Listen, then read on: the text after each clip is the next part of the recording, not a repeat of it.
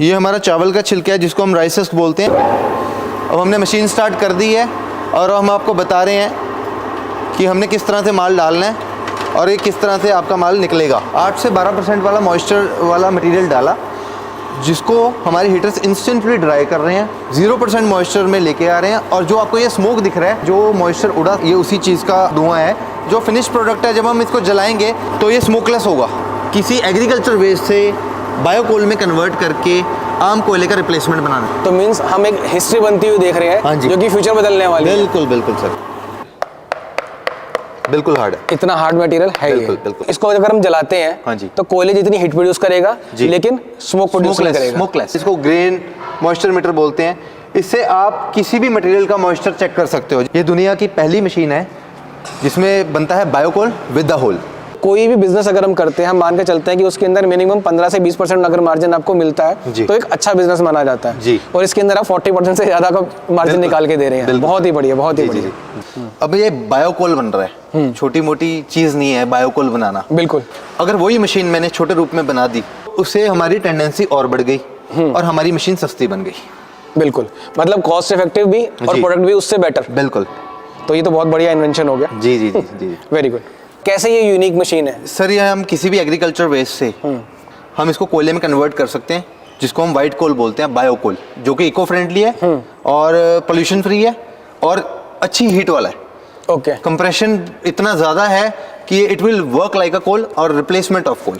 Okay, मतलब जो इसको अगर हम जलाते हैं, हाँ जी, तो कोयले जितनी हीट प्रोड्यूस करेगा, लेकिन स्मोक प्रोड्यूस नहीं करेगा। स्मोकलेस कोल अगर ये प्लांट कोई लगाता है, हाँ जी, तो उसको प्रॉफिट बनाना है, ऑब्वियसली काम करेगा, प्रॉफिट बनाने के लिए करेगा। जी, जी, जी। तो कितना प्रॉफिट इसके अंदर जनरेट होता है? सर, इसमें एक्चुअली जैसे हम चावल के छिलके की बात करते हैं, चलो एग्जांपल उसका लेके हाँ चलते जी, हैं। चावल का छिलका 6 रुपए किलो पंजाब में है इस टाइम रेट है, पर कई स्टेट्स में 3 रुपए किलो भी है। अच्छा, मतलब इससे सस्ता भी मिल सकता है। हाँ हाँ, चावल का छिलका सस्ता। हम हायर साइड पे लेके चलते हैं कि कम से कम कितना मार्जिन मिल सकता है। जी, मैं आपको सिर्फ एक कॉस्टिंग बताना चाहता हूँ कि हमें खर्चा कितना पड़ रहा है और हमें प्रॉफिट कितना हो रहा है। 3 रुपए पर केजी हमें, मतलब इसकी प्रोडक्शन कॉस्ट अगर हम बात करें तो 3 रुपीज पर केजी, जिसमें हीटर्स आ जाते हैं और मोटर का खर्चा आता है। 7 से 8 यूनिट हमारी मोटर लेती है और 5-5 किलोवाट के 2 हीटर है। ठीक है। मोटर के आरपीएम भी कम है, उस वजह से मोटर लोड भी कम लेती है। और दूसरी बात यह है कि इसमें 1 रुपए किलो में लेबर लगाता हूँ, क्योंकि एक ही आदमी लगता है इसमें। आपने बताया 6 रुपए के हिसाब से, 6 रुपए किलो के हिसाब से चावल का छिलका मिल जाएगा। 3 रुपए प्रोडक्शन कॉस्ट आ जाएगी, 1 रुपए आपका लेबर कॉस्ट लगेगी। 10 रुपए 10 रुपए पे अगर मैं मार्जिन की बात करूं, तो ये मार्केट में किस हिसाब से बिकता है? 14 रुपए पर केजी। 14 रुपए पर किलो, यानी कि 40% से ज्यादा का मार्जिन आपने निकाल दिया। आप ये लगा लो, आम कोयला क्या रेट है? 45 रुपए किलो। अच्छा, अगर मैंने 15 रुपए किलो या 14 रुपए किलो बेचना शुरू कर तो मतलब डिमांड तो इसकी बढ़ेगी। सबसे बड़ी बात, ये एक सस्टेनेबल फ्यूल साइकिल बन जाएगा कि उधर से आपने खेत के अंदर जितना वेस्ट था आपका, वो मैनेज हो गया, प्लस आपको माइनिंग करके कोल नहीं निकालना पड़ रहा है।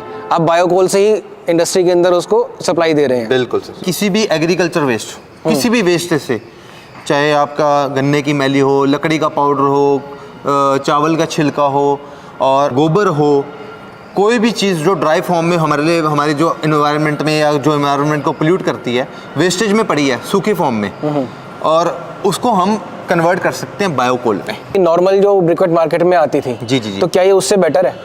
उससे बेस्ट है सर। कैसे? नॉर्मल ब्रिकेट्स जो आती हैं वो हॉलो नहीं होती बीच में से। ओके, तो ये हॉलो है, इसके अंदर एक होल है। हाँ जी, इसमें अंदर होल है जी। और इसका होल का एक साइंस है। होल का साइंस ये है कि जब ये जलेगा तो ये स्मोकलेस हो जाएगा। मीन्स जब एक कोयला, नॉर्मल कोयला अगर हम जलाते हैं, तो उसका जो ऊपर वाला सरफेस है, वो जलता है, और इनर सरफेस को हीट इतनी मिलती नहीं है, वो स्लो हीट की वजह से वो स्मोक ज्यादा प्रोड्यूस करता है। बिल्कुल बिल्कुल सर। लेकिन इस होल की वजह से यहाँ से भी एयर पास होगी, ताकि वो यूनिफॉर्म तरीके से जल सके। बहुत बढ़िया जी जी जी। मार्केट में पैलेट्स आती हैं, जी जी, बहुत छोटी छोटी, जी जी जी, तो उनको तो होल की जरूरत भी नहीं पड़ती है। क्या ये उससे बेटर है? सर, एक्चुअली पैलेट्स जो हैं वो जो छोटियां भट्टियां होती हैं उनके लिए बनाई गई थी। जो भट्टियां छोटी होती हैं, जहाँ पे बड़ी ब्रिकेट्स नहीं लग सकती, उनके लिए उन्होंने पैलेट्स को ऑप्शन लिया। बट पैलेट्स में क्या होता है कि पैलेट्स में ऐश कंटेंट ज़्यादा बच जाता है, क्योंकि वो जलता भी, हीट भी कॉन्सेंट्रेशन कम होती है, क्योंकि छोटा साइज है। जब वो जलेगा तो उसमें जो राख बचेगी वो ज़्यादा निकलेगी।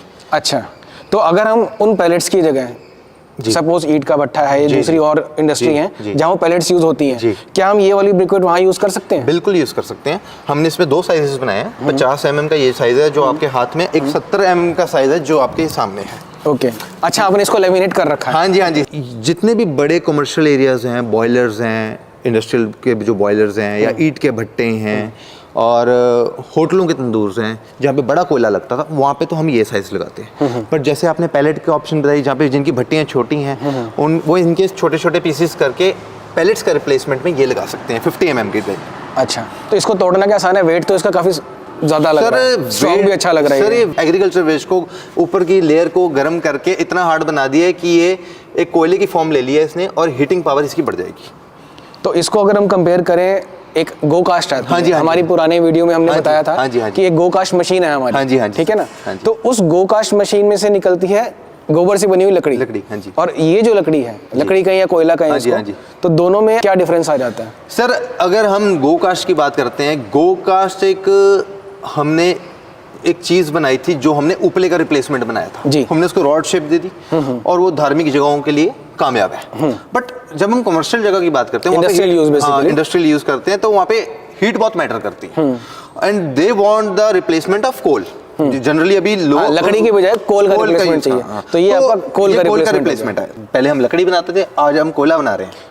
आपने बताया था कि इसको हमने बिना किसी एडिटिव के, बिना किसी बाइंडर के इसको बाइंड किया है। तो जो ये वीडियो देख रहे हैं वो जानना चाहेंगे कि बिना किसी बाइंडर के ये बाइंड हुआ कैसे है। तो इसके पीछे साइंस क्या है? जितने भी लिविंग सेल्स होते हैं, यानी कि जो बायोऑर्गेनिक मटेरियल होता है, उसमें कहीं ना कहीं हर उनके सेल्स के अंदर लिग्निन प्रेजेंट होता है, जो कि इतनी हाई हीट के कारण ऊज आउट होके, यानी कि वो बाहर निकल के आता है और एक लिक्विड की फॉर्म बना देता है, एक तरह की गम टाइप कंसिस्टेंसी हो जाती है। वो लिग्निन इस प्रोडक्ट को इतनी सॉलिड तरीके से बाइंड कर देता है कि आपको किसी अलग बाइंडर की जरूरत नहीं पड़ती है जी। और इसकी हार्डनेस की अगर हम बात करते हैं, इसको तोड़ के देखें एक बार, क्या स्ट्रेंथ है? स्ट्रेंथ तो पूरी है, स्ट्रेंथ पूरी है सर। मतलब लगा इसके अंदर की जान लगी है तोड़ने में, ऐसा नहीं कि बस हाँ जी मतलब इसको यूं अगर कोई हिला रहा है नहीं, तो ये टूटने वाला मटेरियल नहीं है। जैसे अगर गो कास्ट की बात करें तो उससे काफी ज्यादा स्ट्रेंथ इसके अंदर, काफी ज्यादा स्ट्रेंथ है, बिल्कुल हार्ड है, इतना हार्ड मटेरियल है। ये हमारी मशीन में 30 HP की मोटर है क्रम्पटन ग्रीव्स की, और इसमें ये ड्यूल मोटर है, फॉरवर्ड और रिवर्स दोनों चलती है। और ये हमारा कंट्रोल पैनल है जो मोटर को कंट्रोल करता है पूरा सिस्टम, जिसमें वोल्टेज और एम्पेयर बताए जाते हैं, और हीटर कंट्रोलर, टेम्परेचर कंट्रोलर है, किस डिग्री में अपने हीटर को कंट्रोल रखना है। और जो नीचे ये स्विच दिख रहे हैं आपको, ये आपका स्टार्टिंग, जो मोटर को स्टार्ट करना है फॉरवर्ड में, और ये इमरजेंसी स्टॉप का बटन है, और ये आपका रिवर्सिंग है, जो अगर मोटर को आपने पीछे घुमाना है अगर कोई माल फंस जाता है तो। बाकी आपके सेफ्टी, हमारे मशीन के अंदर ये मोटर के सेफ्टी पॉइंट्स हैं कुछ, जिसमें आपको पूरी मोटर कंट्रोल हो रही है, और अगर ओवरलोड भी चलती है तो ऑटोमेटिकली ट्रिप हो जाएगी। आगे का हमारा जो हम आपको इस मशीन में दिखाएंगे, ये हमारा स्क्रू है। अब इस स्क्रू में आपको सबसे मेन पार्ट दिखाना चाहता हूँ। जनरली लोग मेंटेनेंस नहीं बताते, पर मैं मेंटेनेंस बताऊँगा। ये जो स्क्रू है, इसके थ्रू हमारा माल रोटेट होकर जा रहा है आगे तक हीटर में। जो ये आउट एंड वाला पार्ट है, ये घिस जाता है। ये जब घिस जाता है तो इसको दोबारा वेल्डिंग करके ग्राइंडर मार के दोबारा इसी साइज में बनाना होता है, तो आपकी मशीन दोबारा चल पड़ेगी, और इसमें कोई मेंटेनेंस नहीं है। इसमें क्या मतलब सिंगल फेज की मोटर लगेगी या कैसा? सर, इसमें 30 HP की 3 फेज मोटर चलती है, 3 फेज मोटर लगती है, और करीबन 7 से 8 यूनिट पर आवर लेती है, इंक्लूडिंग हीटर्स। 5-5 किलोवाट के 2 हीटर्स हैं। अच्छा, हीटर्स भी ऐसे नहीं है कि कॉइल हीटर हैं, that is called heat exchanger coil. अच्छा, उसके अंदर भी आपने एक नई क्वालिटी के हीटर्स की मैन्युफैक्चरिंग भी मेरी है। ये हीटर्स आम नहीं मिलते। Very good, yes sir. मतलब इन हाउस है आपकी, इन हाउस भी। अगर इसकी सपोज कोई वेयर एंड टियर मशीन की होती है, कोई हीटर का पार्ट अगर खराब होता है, कुछ ऐसा होता है, तो मतलब आप ही के पास यहाँ पे इसकी पूरी रिपेयरिंग भी हो सकती है। ये एक्चुअली जो हीटर है ना, ये स्पेशल क्या है, इसमें स्पेशलिटी ये है, ये हीटर 600 डिग्री टेम्परेचर तक जा सकता है। अकॉर्डिंग टू द मटेरियल हम इसको मेंटेन कर सकते हैं। अच्छा, कुछ मटेरियल्स होते हैं बहुत ड्राई होते हैं, कुछ मटेरियल्स होते हैं जैसे गन्ने की मैली और अगर पैडी स्ट्रॉ को मिला दिया तो उसमें ये आती है, चिकनाहट आ जाती है थोड़ी सी। हाँ। जब वो लिग्निन रिलीज होता है तो चिकनाहट आती है, वो पॉलिश होकर आता है बाहर, फिसल के आता है। बट जैसे सॉडस्ट डाल दिया या राइस डाल दिया, ये ड्राई होता है, तो इसमें थोड़ी हीटिंग का टेम्परेचर हमें बढ़ाना पड़ता है। ओके, वो हीटिंग का temperature according to the material, मतलब बेसिकली लिग्निन कंटेंट जो है वो आपके हस के अंदर, हाँ जी, वो कम रहता है, जो कि मैली के अंदर ज्यादा होता है, ज्यादा रहता है। तो उसके अंदर कम हीटिंग के अंदर भी जी सेम प्रोडक्शन मिल जाती है, इसके अंदर हीटिंग थोड़ी सी एक्स्ट्रा करनी पड़ती है जी सर। और आपके हीटर्स जो है वो इसके लिए कैपेबल है कि आप हीट कम ज़्यादा कर सकते हैं। Yes sir, yes sir. Very good. तो इसके अंदर जो आपने ये वायर्स ही जा रही हैं, ये वायर जा रही हैं sir, these are called glass wires. अच्छा, मतलब इससे हीटिंग जो इतनी हाई हीट से इस वायर का जलने का खतरा नहीं है? सर, ये जलती नहीं है एक्चुअली। ये वायर इसलिए है, एक तो ये हीटर को करंट पहुंचा रही है, दूसरी बात जो इसमें एक सेंसर लगा हुआ है जो ग्लास वायर से लगा हुआ है, वो सेंस कर रहा है हमारे हीटर कंट्रोलर को, टेम्परेचर को कंट्रोल करने के लिए। ओके, या तो मतलब ये बेसिकली ग्लास वायर्स हैं। हाँ जी, हाँ को घबराने की जरूरत नहीं है कि उसके पास ये जल जाएगी, क्योंकि जब चलते हुए लगता है कि ये वायर्स है और कहीं बर्नआउट ना हो जाए। बिल्कुल सर, एक्चुअली ये जो हीटर्स है ना, ये बिल्कुल लाल हो जाते हैं जब ये जलते हैं। 400 वो डिग्री की जब में जाते हैं तो ये हल्के हल्के लाल होते हैं, जब ये 600 डिग्री में पहुंच जाते हैं तो पूरा लाल हो जाता है। तो 1000 डिग्री में भी पहुंच जाएगा तब भी ये ग्लास वायर को कुछ नहीं होगा। Very good. मतलब आपने सारा जो मटेरियल भी यूज किया है वो हाई क्वालिटी का और बिल्कुल रिक्वायरमेंट के हिसाब से, साइंटिफिक मेथड्स के हिसाब से पूरी मशीन डेवलप की है। मतलब इसको ये नहीं कह सकते कि ये जुगाड़ है सिर्फ, नहीं, ये प्रॉपर स्टडी किया हुआ, प्रॉपर एक आपने प्लांट बनाया सर। इसके अंदर जो डाई है और इसके अंदर जो स्क्रू है, that is also made from EN9 metal. Okay, hard metal है, घिसाई के चांसेस कम होते हैं। मतलब घिसाई भी तब होगी अगर हमने गीला माल डाल दिया, स्टीम क्रिएट करेगा, गरम गरम मेटल में ठंडा माल जाएगा तो घिसाई होगी। उसमें भी घबराने की जरूरत नहीं है, एक स्क्रू निकालना, उसमें हल्की सी वेल्डिंग करनी है, वो भी ठीक हो जाएगा। अच्छा, मतलब इसकी मेंटेनेंस की अगर बात करें तो ये machine very low maintenance machine, ये भी अच्छा हो गया। जी। तो ये भी व्यूअर्स को बता दीजिए कि अगर एक दिन के अंदर, सपोज 1 घंटे की अगर हम बात करते हैं, तो 1 घंटे में कितना माल ये प्रोड्यूस कर सकती है? सर, ये भी डिपेंड करता है माल पे। हम एग्जांपल लेते हैं, सपोज राइस हस्क का लेते हैं। जो राइस हस्क में अगर राइस हस्क और सॉरस्ट है, इसकी सेम लिग्निन क्वांटिटी है, लिग्निन सेम टाइम पे रिलीज होता है, सेम क्वांटिटी में रिलीज होता है, सेम टेम्परेचर पे होता है, सेम टेम्परेचर पे होता है। और इसकी जो प्रोडक्शन है 300 kg per hour. 300 kg per hour? Yes sir. Okay. But ये चीज़ अगर हम सॉफ्ट मटेरियल्स में बात करते हैं, लाइक पैडी स्ट्रॉ और गन्ने की मैली को मिक्स कर लिया, या हमने गोबर को मिक्स कर लिया, या हमने फूड वेस्ट को कर लिया जिसमें लिग्निन कंटेंट ज़्यादा है, तो वो उसकी production capacity 500 kg per hour, 500 kg per hour की कैपेसिटी निकलेगी उसमें। अब हम बात करते हैं जी इस ब्रिक्वेट की। जी। तो व्यूअर्स को हम बता दें कि इस तरह की ब्रिक्वेट्स मार्केट में ऑलरेडी आ रही हैं, जिसके अंदर होल नहीं होता। इसके अंदर कोई होल नहीं है जी। लेकिन जो कार्तिक जी ने डेवलप करी है ब्रिक्वेट्स, उसमें होल रहता है। तो this is biocoal and this is briquettes. ठीक है। अगर हम इसको कंपैरिजन की बात करते हैं इसके अंदर, तो इतने छोटी सी मशीन में आपने इस तरह का प्रोडक्ट निकाल दिया, और ये बनाने के लिए जो मशीन लगती है उसमें आई थिंक 30-35 फुट की जगह लगती है। हाँ जी, हाँ जी। तो 30-35 फुट की जगह प्लस उसकी जो कॉस्ट आती है वो आई थिंक अराउंड 22 से 25 लाख के बीच में आती है। जी। ठीक है ना, जो अभी तक मार्केट में चल रहा है। तो मैं आपसे ये जानना चाहूँगा कि क्या इसकी कॉस्ट उससे अगर हम कंपेयर करें तो कितनी कम आ जाती है रफली? जी, मतलब उसका दूसरा तीसरा हिस्सा आई थिंक, या उससे भी कम? बहुत कम, उससे भी कम। अब एक किसान है, उसने 30 से 35 या 25 लाख की मशीन लगानी है, उसको लोन भी नहीं मिलता। बिल्कुल ठीक है। अगर वही मशीन मैंने छोटे रूप में बना दी, उसको एक रोजगार मिल जाता है। बिल्कुल, रोजगार मिल गया। अब ये बायोकोल बन रहा है, छोटी मोटी चीज नहीं है बायोकोल बनाना। बिल्कुल। और इस मशीन के लिए जो मोटर लगती थी, बड़ी ब्रिकेट मशीन के लिए, इसके लिए ड्रायर्स भी जो लगते थे, इसमें 90 HP की मोटर लगती थी। अच्छा। 100 किलोवाट का कनेक्शन चाहिए। अच्छा। और इसको हाईली प्रोडक्शन वाली मशीन है, मैं मान सकता हूँ, बट इसमें जो खर्चा होता है, बिजली का ही लगा लो, बहुत ज़्यादा है, जो आम आदमी अपनी जगह लेके भी नहीं लगा सकता। उसको इंडस्ट्रियल एस्टेट ही खड़ी करनी पड़ेगी। यहाँ पे अगर मैं बात करूँ तो आपने कितनी बड़ी मोटर लगाई? मैंने इसमें सिर्फ 30 HP की मोटर लगाई है। जो उनकी मशीनें आती थी वो आती थी RAM type machine. RAM type means उसमें एक टाइप में एक बार में एक ही मटेरियल चलेगा। अगर राइस हस्क चलता है तो राइस हस्क ही चलेगा, बट मेरी मशीन है स्क्रू टाइप ब्रिकेटिंग मशीन। तो ये डिफरेंस है रैम टाइप और स्क्रू टाइप। अब ये भी मशीन है, ये भी स्क्रू टाइप। ये भी किसानों को बता देता हूँ, रैम टाइप और स्क्रू टाइप का इन लोगों को नहीं पता, इसके बारे में बताता हूँ। रैम टाइप जो पुराने टाइम में मशीन आती थी, उसमें क्या होता था, हाई मोटर इसलिए होती थी क्योंकि उसके अंदर एक पिस्टन चलता था। पिस्टन चलने की वजह से जो मटेरियल आ रहा है, जो ड्राई होके, वो पिस्टन उसको धक्का मारता था, आगे को निकलता था, तभी उसमें होल नहीं है, वो डाई के थ्रू निकल जाता है। मींस अगर इसके पीछे एक बड़ा पिस्टन चल रहा है, जी हाँ जी, जो इसको धक्का देगा, जिसकी वजह से ये पूरा मटेरियल बाहर निकल के आता है, लॉग्स बड़े बड़े निकल के आते हैं इसके। बट हमारी मशीन में स्क्रू है, स्क्रू के आगे शाफ्ट है।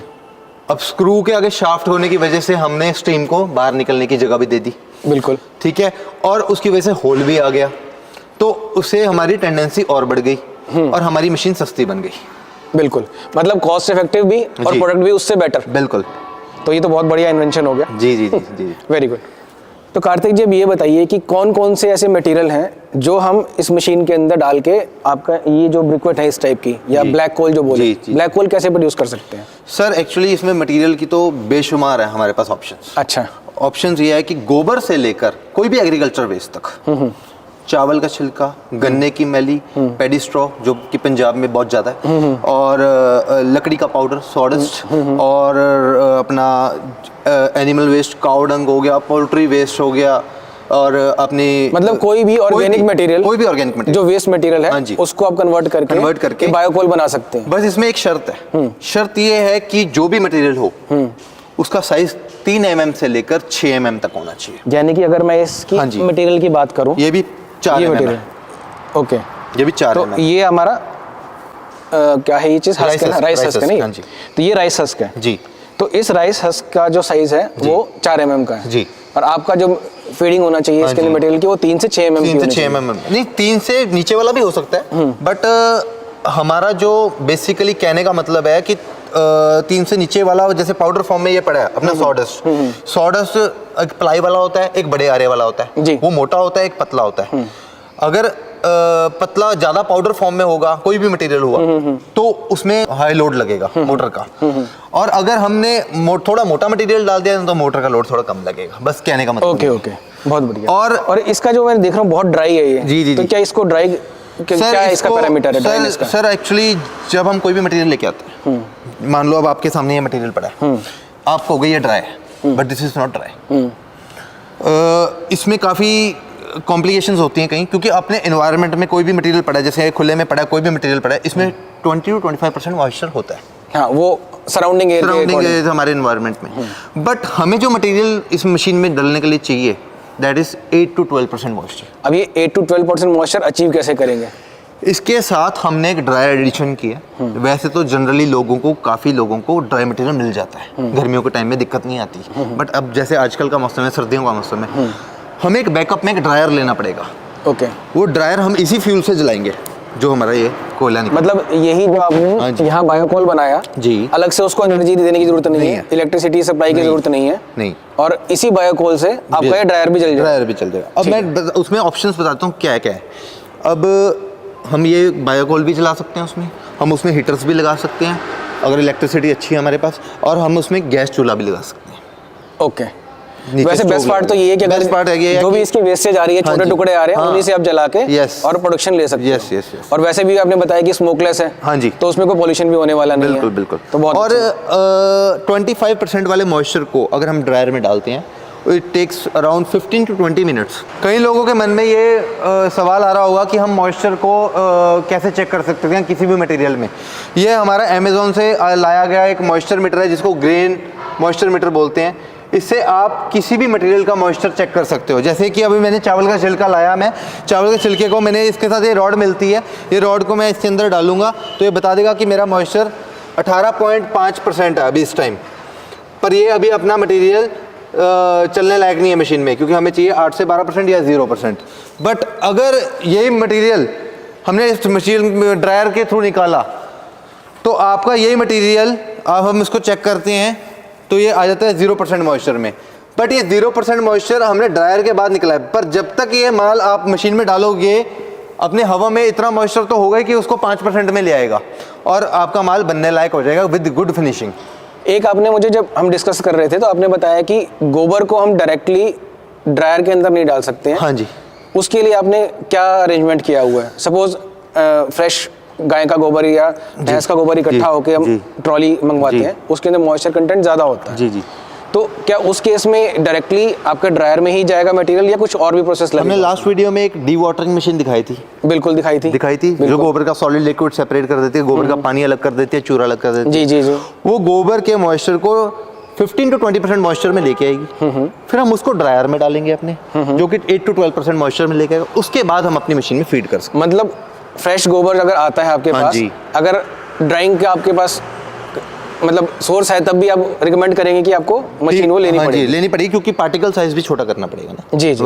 अदरवाइज गोबर का जो पार्टिकल साइज है बड़ा होता है, बट अगर हम उसको डीवाटरिंग नहीं करेंगे, उसको पाउडर फॉर्म में नहीं लेके आएंगे, तब तक हमारी बाइंडिंग प्रॉपर्टीज प्रॉपर्ली ओके, होगी। मतलब इस मशीन के साथ साथ हाँ जी। हमें एक ड्रायर और साथ में एक डीवाटरिंग मशीन लेनी पड़ेगी। यस, अगर हमने गोबर का बनाना गोबर का बनाना है तो। लेकिन अगर हमें इस तरह का एग्रीकल्चर वेस्ट का बनाना है Nothing तो नथिंग इज रिक्वायर्ड।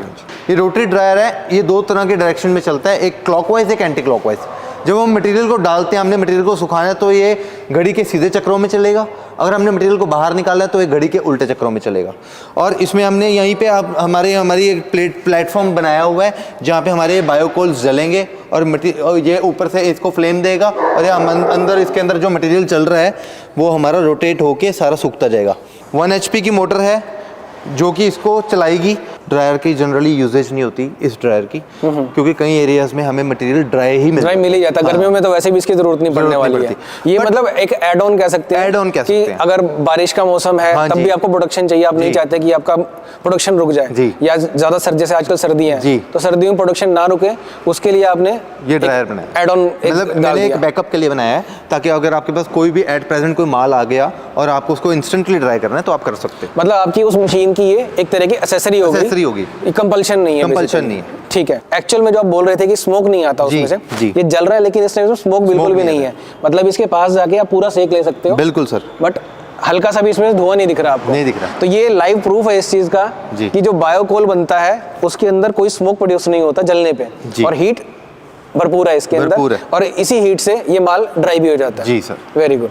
अब अगर मैं बात करूं कि फूड प्रोसेसिंग इंडस्ट्री, जैसे कि कोई पोटैटो चिप्स या कुछ और बनाती है, जिसके अंदर छिलके और काफी मटेरियल ऐसा होता है जो वेस्ट मटेरियल, उसको ट्रक्स में लाद के डंप करने के लिए भेजा जाता है। तो जैसे दिल्ली का आसपास के एरिया की बात करूं, वहां पे आपने देखा होगा दिल्ली एंटर करते ही वो कूड़े का एक पहाड़ पूरा बना हुआ है, तो उसके अंदर और वो एड ऑन होता चली जा रही है चीजें। तो क्या आपकी ये मशीन उन इंडस्ट्रीज को भी कुछ कर सकती है? अगर हम सारा ऑर्गेनिक मटेरियल एक जगह इकट्ठा कर देते हैं और वहां पे ये मशीन लगा देते हैं, तो आई थिंक बहुत ज्यादा सर वहाँ पे एक बल्ब बना हुआ है, वहाँ पे एक चैलेंज है। वहाँ पे एक चैलेंज ये है कि जनरली वैसे इतने बड़े प्लांट्स के पास क्रशर मशीन्स होती हैं, वो पार्टिकल साइज उसका छोटा करके तो हम इसमें इजीली इस मशीन में डाल सकते हैं। Then it is possible. मतलब सिर्फ एक ही चैलेंज है कि जो उसका पार्टिकल साइज बड़ा है, वो क्योंकि छिलके विलके काफी बड़े साइज के होते हैं, उसको क्रशर में पहले क्रश करके इस मशीन के थ्रू हम इस तरह का बायोकोल बना सकते हैं। तो यानी कि अब हमें गवर्नमेंट से रिक्वेस्ट करनी पड़ेगी कि इस तरह के प्लांट को आप प्लीज इंस्टॉल करवाएं, ताकि ज्यादा से ज्यादा जो हमारा बायो वेस्ट है वो यूटिलाइज हो सके एज दीज बायोकोल्स।